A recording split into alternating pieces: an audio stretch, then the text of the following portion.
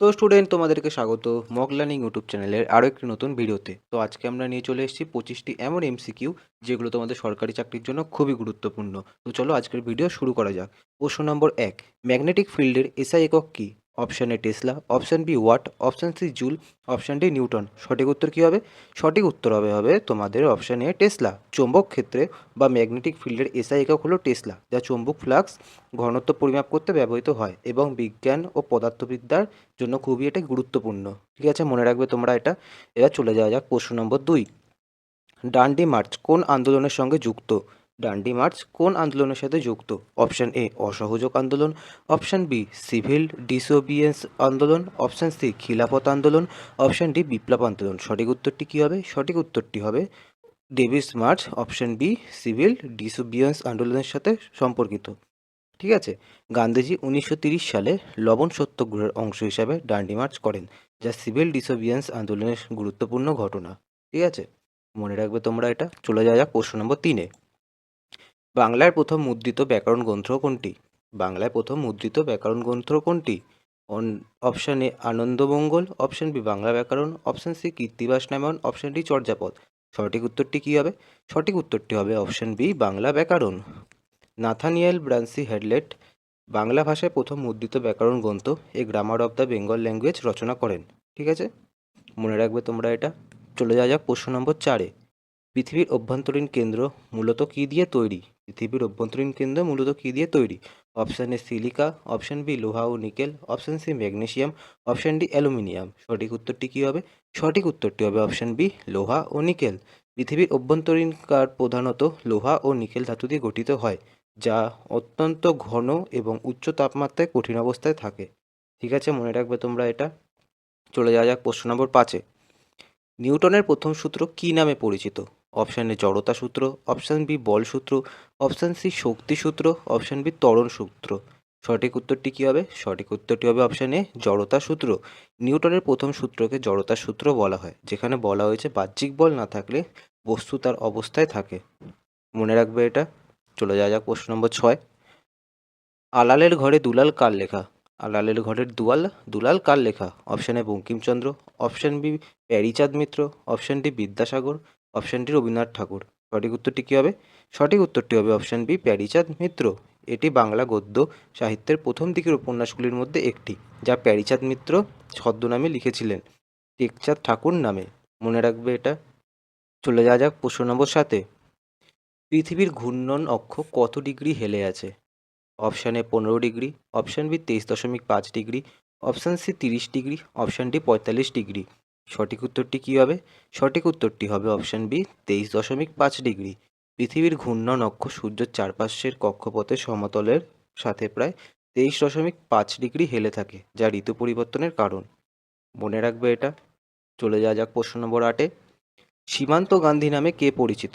Option A Jawaharlal Nehru, option B Khan Abdul Gaffar Khan, option C Subhashchandra Basu, option D Sardar Patel. সঠিক উত্তরটি কী হবে? সঠিক উত্তরটি হবে অপশান বি খান আব্দুল গফ্ফর খান।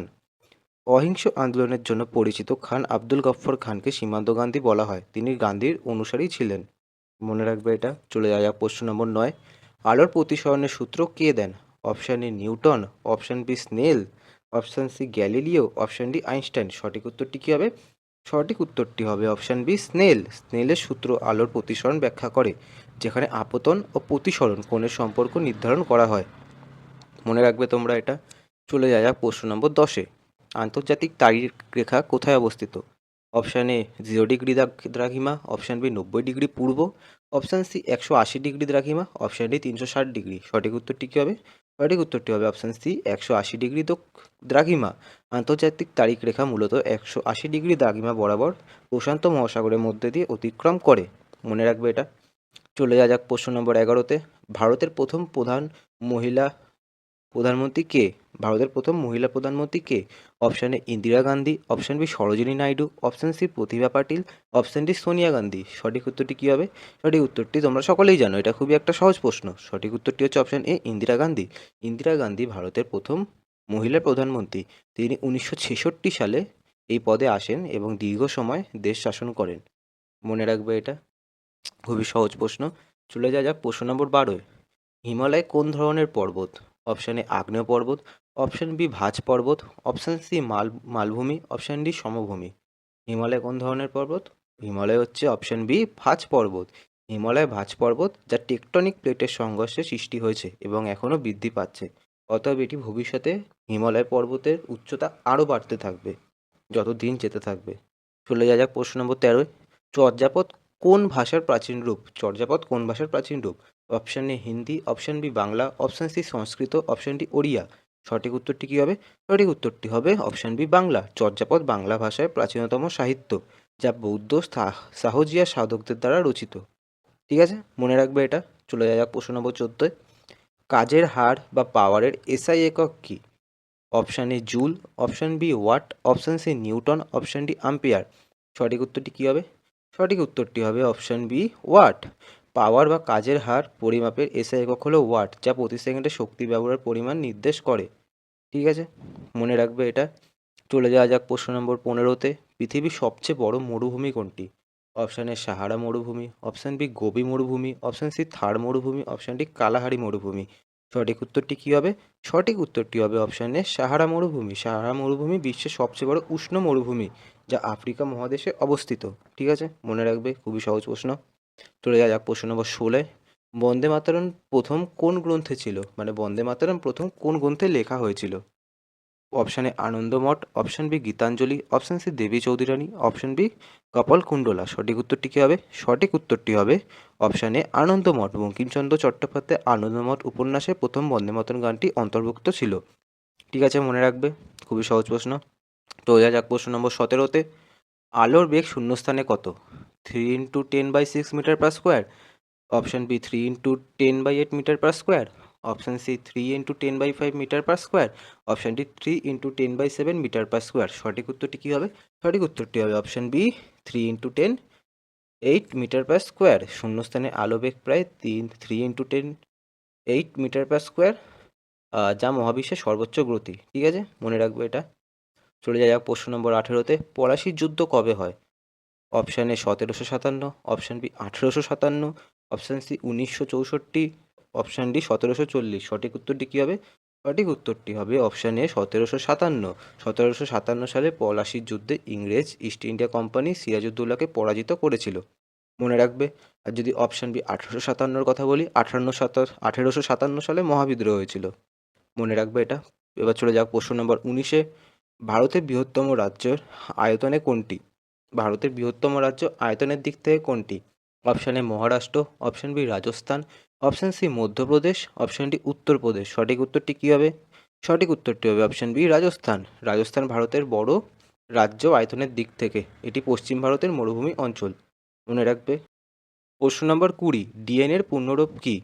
Deoxyribo nucleic acid, dynamic nuclear acid, digital network atom, dual nitrogen acid. সঠিক উত্তরটি কী হবে? সঠিক উত্তরটি হবে option A deoxyribo nucleic acid. ঠিক আছে, ডিএনএ হলো জিনগত তত্ত্ব বহনকারী অণু, যা সমস্ত জীবের বৈশিষ্ট্য নির্ধারণ করে।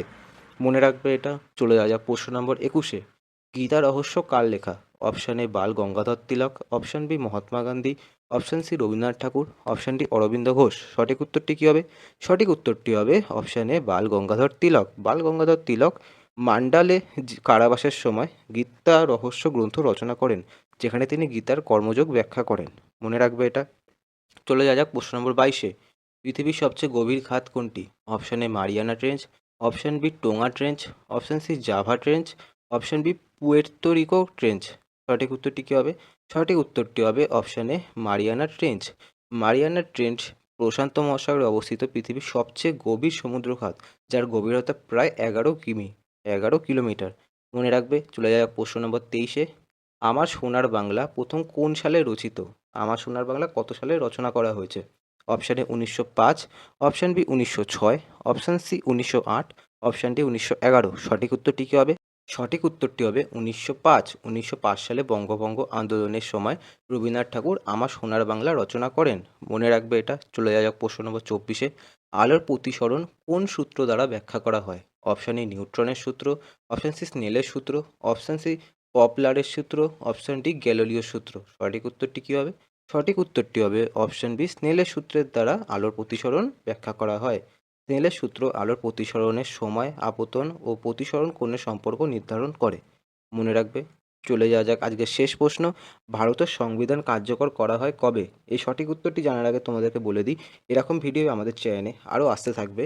তোমরা যদি ইউটিউব থেকে দেখে থাকো তাহলে আমাদের ফেসবুকেও এরকম সেম নামেই চ্যানেল আছে, তোমরা ওখানে গিয়েও ফলো করে নিতে পারো, যাতে তোমরা রোজের শর্ট দেখতে পারো। তা বাদে ইউটিউবে যারা দেখছো তারা তো ভালোই, তোমরা ইউটিউবে রোজই এখানে এরকম সমস্ত ক্লাস পেতে থাকবে। তো তাড়াতাড়ি চ্যানেলটা সাবস্ক্রাইব করে নাও, যাতে তোমরা ফিউচারে তোমাদের পরীক্ষার জন্য ভালোভাবে প্রস্তুতি নিতে পারো। আমি এরকম রোজই ভিডিও নিয়ে আসবো। তোমরা কোনো যদি বিষয়ভিত্তিক এমসিকিউ মক টেস্ট চাও সেটা তোমরা আমাকে কমেন্ট করে জানাবে, আমি সেই নিয়ে ভিডিও তোমাদেরকে বানিয়ে দেবো।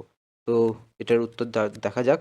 25 নম্বর প্রশ্ন, ভারতের সংবিধান কার্যকর করা হয় কবে? অপশান এ 26শে জানুয়ারি 1950, অপশান বি 26শে নভেম্বর 1949, অপশান সি 15ই আগস্ট 1947, অপশান ডি 2 অক্টোবর 1948। সঠিক উত্তরটি কী হবে? সঠিক উত্তরটা হবে অপশান এ 26শে জানুয়ারি 1950। 26শে জানুয়ারি 1950 সালে ভারতের সংবিধান সম্পূর্ণভাবে কার্যকর করা হয় এবং এটি ভারতের প্রজাতন্ত্র এবং ভারত প্রজাতন্ত্র হয়। ঠিক আছে, এদিন ভারতের প্রজাতন্ত্র দিবস। তো আজকের ভিডিও এতটাই। তোমরা ভালো থেকো এবং সাথে পড়াশোনা চালিয়ে যেও। আর নতুন ভিডিও নিয়ে আমি আবার কালকে চলে আসবো সেম সময় সকাল 10টা 45-এ। তো আজকের মতো এতটাই। তোমরা ভালো থেকো।